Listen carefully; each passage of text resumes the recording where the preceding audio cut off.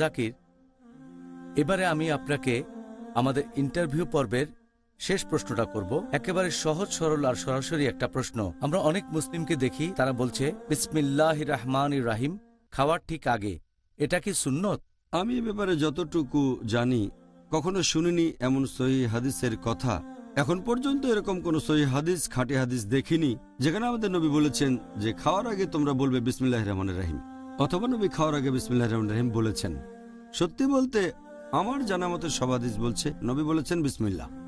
এরকম একটা হাদিস, এটা আছে সহিহ বুখারীতে, খণ্ড নম্বর 7, বুক অব ফুডস, হাদিস নাম্বার 5376।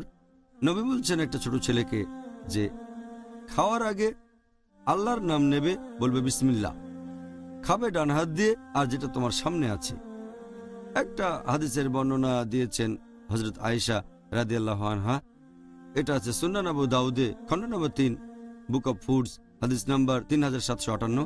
হযরত আয়েশা রাদিয়াল্লাহু আনহা, উম্মুল মুমিনিন রাদিয়াল্লাহু আনহা, তিনি বলেছেন যে যখন তোমরা খাবে শুরুতে বলবে বিসমিল্লাহ, আল্লাহর নামে শুরু করছি। আর যদি খাওয়ার আগে বিসমিল্লাহ বলতে তোমরা ভুলে যাও, তাহলে যখনই মনে পড়বে তখনই বলবে বিসমিল্লাহ আউয়ালু ওয়া আখিরু। এর মানে হচ্ছে আল্লাহর নাম নিচ্ছে একেবারে শুরুতে আর আল্লাহর নাম নিচ্ছে একেবারে শেষে। তাহলে আমাদের নবী সাল্লাল্লাহু আলাইহি ওয়াসাল্লাম নির্দেশ দিয়ে গেছেন এটাই। তবে এটা দুর্ভাগ্যজনক, যেহেতু অনেকে জানে না, তাই তারা বলে বিসমিল্লাহির রহমানির রহিম, দয়াময় পরম দয়ালু আল্লাহর নামে শুরু করছি। একবার আমি একজন মুসলিম ভাইকে বলেছিলাম এখানে বিসমিল্লাহ হচ্ছে সঠিক শব্দ। সে বলল বিসমিল্লাহির রহমানির রহিম তো আরো বেশি, দয়াময় পরম দয়ালু আল্লাহ তাআলার নামে শুরু করছি, এটা কি বিসমিল্লাহর চেয়ে ভালো না? আমি বললাম নবী যখন বলেননি তখন কি নবীর কথাটাকে উন্নত করবেন? তারপর তাকে বললাম আপনার এই যুক্তিতেই ধরেন আমি কোনো পশু কোরবানি করছি, যখন পশু জবাই করছি তখন বলছি বিসমিল্লাহ, বিসমিল্লাহ আল্লাহু আকবার, বলবেন না বিসমিল্লাহির রহমানির রহিম, দয়াময় পরম দয়ালু আল্লাহর নামে শুরু করছি? চিন্তা করুন, যখন পশু জবাই দিচ্ছেন তখন বলছেন আল্লাহ তুমি দয়াময় পরম দয়ালু।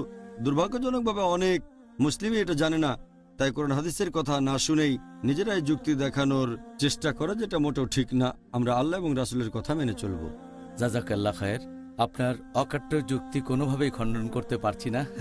আল্লাহু আল্লাহু আল্লাহ।